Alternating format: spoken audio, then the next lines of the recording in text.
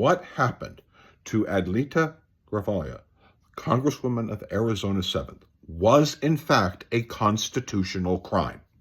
She was elected, duly elected. The state confirmed it. She was ready to go over to Congress to go serve and be sworn in. It is not up to the speaker or to anyone else as to when it is that that person gets sworn in.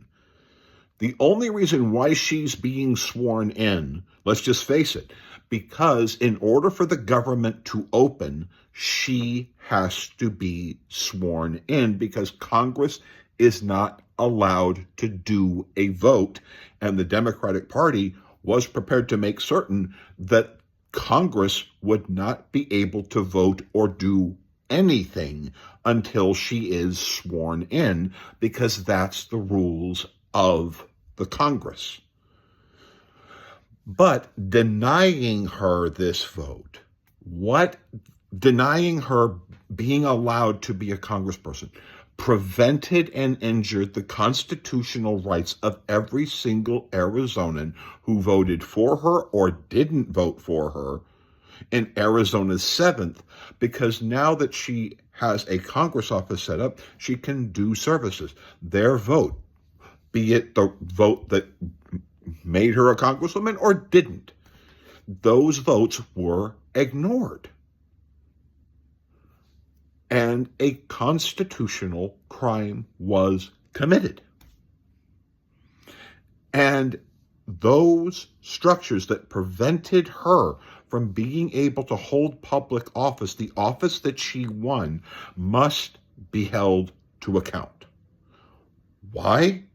Because you do not want a speaker in the future to simply make the decision, no, the party on the other side won. I don't want to acknowledge these people from being able to hold office, and therefore Congress remains whatever party, right? Whatever party, like the speaker doesn't want to give up their speakership power, and there's a 2 or 1 seat majority. And so that speaker of whatever party says, hey, no one else of the other party gets sworn in. That's unconstitutional. It is illegal. It is a violation of the law. And the question would be, did the president pressure that? Because if he did, then that would be something that also you do not want the president to do. You do not want the president to be able to sit there and say, hey, this is my party, and I only want the speaker. I only want the speaker to swear in people that are of my party. I only want congressmen and senators of my party to be sworn in, and every other party, I don't care what the vote is, they don't. We are lucky that a vote actually didn't take place without her vote, because that would have been a constitutional crisis that would have gone right to the Supreme Court almost instantly. Because the only reason why a congressperson or a senator or any elected official cannot hold public office is if they violate the Constitution itself.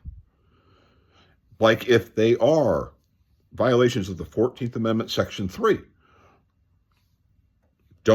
Sometimes it could be like, being in the district, or citizenship is another issue. Or maybe what you get inside of that as well is like if you want to go by the Department of Justice's standards, which is the Department of Justice, the 2006 DOJ memo, Collateral Consequences Upon Conviction, which is clear that a convicted felon can't hold public office.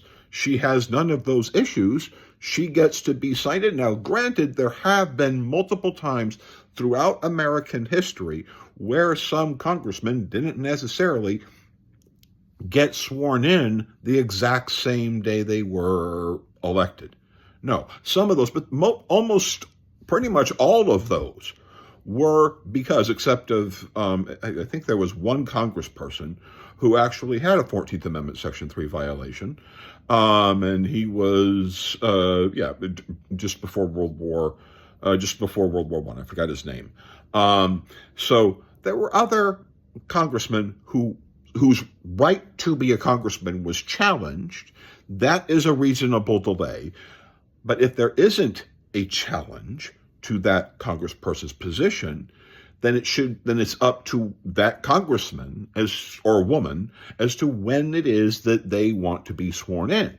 They either can be sworn in by everybody, or maybe there are issues, family issues, medical issues, whatever issues that the congressperson feels or the senator feels, I need a couple of days, I need a week, I need a month, I need a couple of months to get set up. And of course, if you do that, then you have basically the permission for that person to kind of like be elect, but that person has already basically made it clear, I need a couple of days. And so there may be an exception for that because the congressperson, the elected person, is making it clear, I am going to be sworn in, but, it's going to be on, on Tuesday because, between now and Tuesday, I need to take care of family members. Those are reasonable things. That is not what happened with her. She was ready to go on day one. She was ready to go immediately. She wanted to be she wanted to be sworn in within hours, which is fine. So that's when she should have been sworn in. She should have been sworn in the instant she said, I want to be sworn in. And there shouldn't be any other excuses because it really shouldn't matter. You vote for your congressperson, and the only reason for there should be a delay is if the congressperson simply can't do the job for the first couple of days for whatever reason. And that's fine. So yes, Arizona, please support the Arizona lawsuit and the Arizona case about what happened to the Arizona 7th. Like, share, subscribe. Should she be able to get justice and the members of her district get justice for what the speaker did to their district by not allowing them to be represented by the person who they voted for? Thank you.